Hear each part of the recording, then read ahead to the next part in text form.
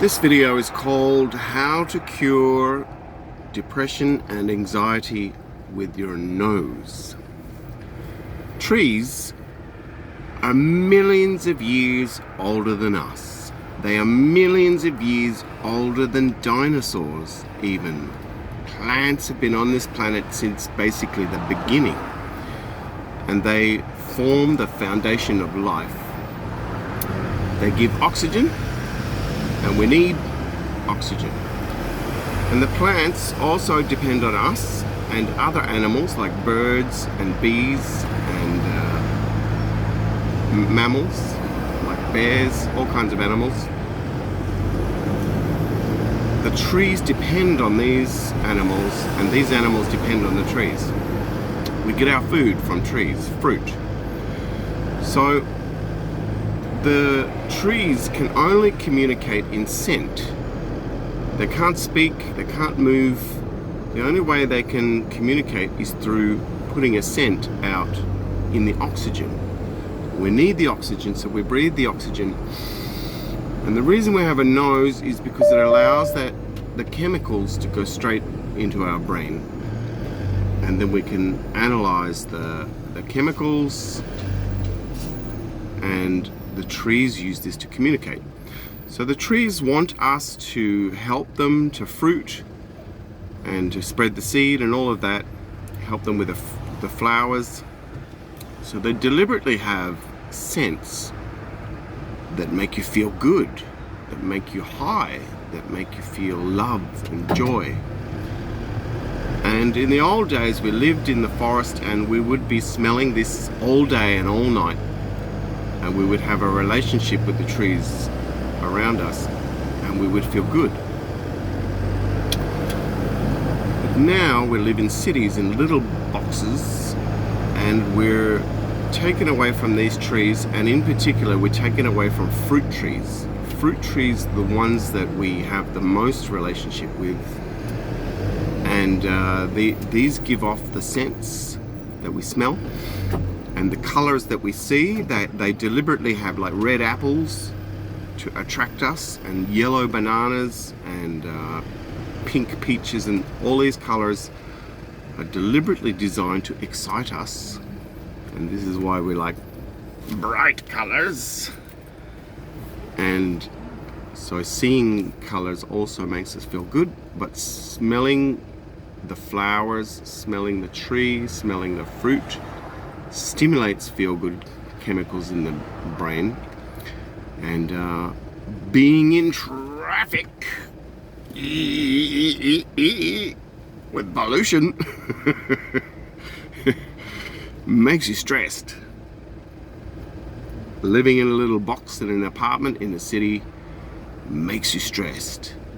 Being away from trees is like having your child taken away from you and kidnapped, and you don't know where it is. You panic. And people don't know this, that trees are our family. We belong together. We have a relationship together, and now we've been taken away from these trees, and it's only a few hundred years that this has happened. A few hundred years ago we all lived among the trees, but now we live in boxes like prisoners, like we committed some kind of crime. And they kill all the fruit trees.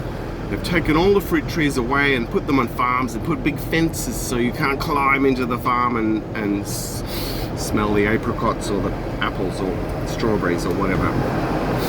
And then they put all the fruit in supermarkets so they can completely rule and dominate us and turn us into depressed, anxiety-filled prisoners. And this is very deliberate. They know this.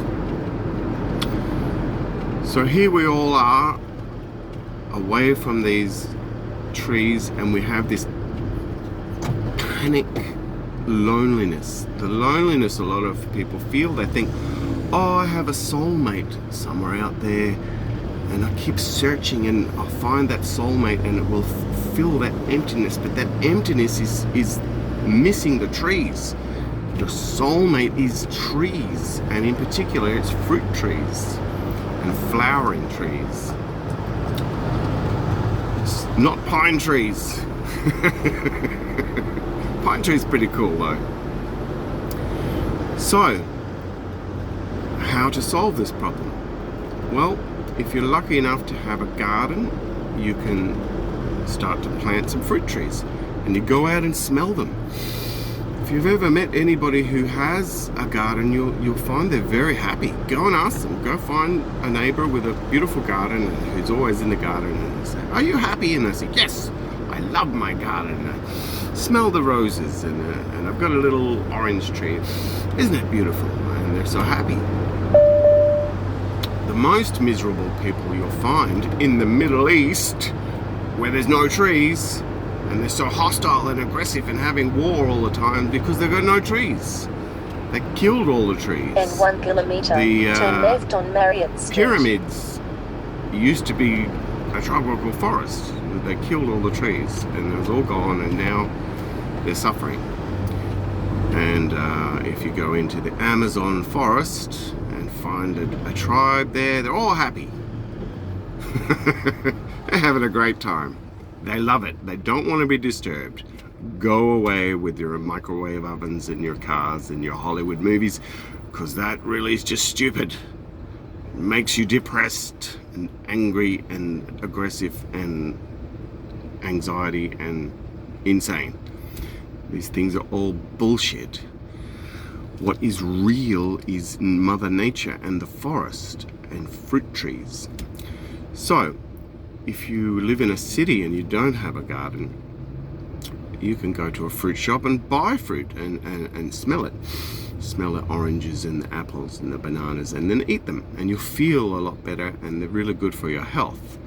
And you can buy some little pot plants and put them all around your house, and this will start to stimulate feel-good chemicals in your brain that make you feel not lonely.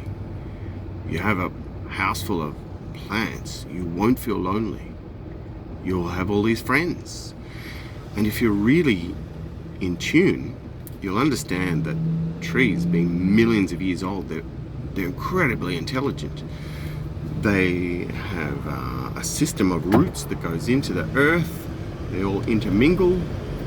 The trees that send signals into the earth can communicate with trees that are 6,000 miles away. It's a big brain, a big network of roots, and it's millions of years old, and it stores memory. And you can meditate under a tree, close off your human mind, breathe in the fumes that are coming from the tree, and that tree will talk to you. It will share with you knowledge, and you won't be alone. You'll have a friend. You won't need humans. You won't need Hollywood. You won't need cocaine. You won't need money. And all of this bullshit.